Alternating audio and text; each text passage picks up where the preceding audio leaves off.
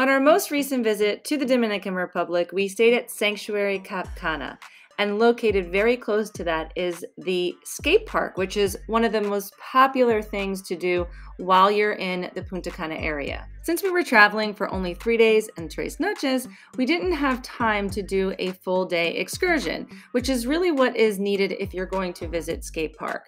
So instead, we tried their cruise, which is a really short trip, and we filmed it. We had a great time, and it is a great option, especially for families. If you need something short, you want to get off the resort and have a little fun.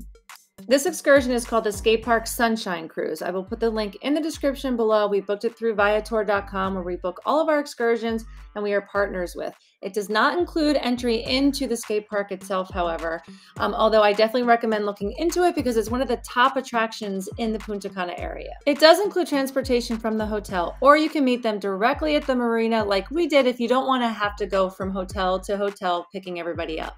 So we got a taxi directly from Sanctuary Cap Cana to the marina. I think it was maybe $10, not even $10. The ride was under 10 minutes. And then we met the entire group there and checked in and started to board the boat. I loved how short the cruise was. It was only a few hours, which again is so perfect if you are traveling with young kids, you want to get off the resort.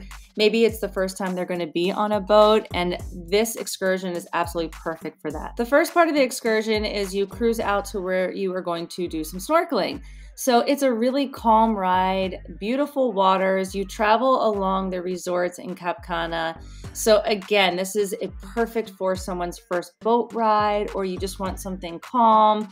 And it does include drinks, and they do have music playing as well. There's also an amazing photographer on board. Ours was Jay, and it's not included in the price, but I definitely recommend looking into the packages because I was really surprised at how affordable they were. They started at $50, and usually I opt out of this because we take our own pictures, but we decided to get them just because he was showing me some of the shots he was taking.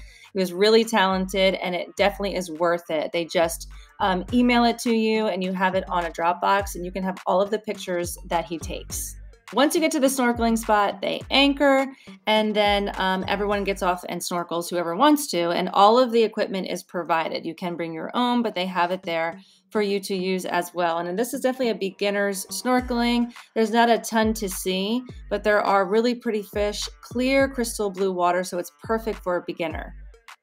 Then after that, they anchor in some more shallow water, and everyone can get off the boat. They bring the bar out into the water. The photographer comes out. They have the music going, so it's a lot of fun. Definitely watch that water bartender, though, because he has a heavy pour. When I got back on the boat, I was like, whoa. But it was definitely a fun afternoon.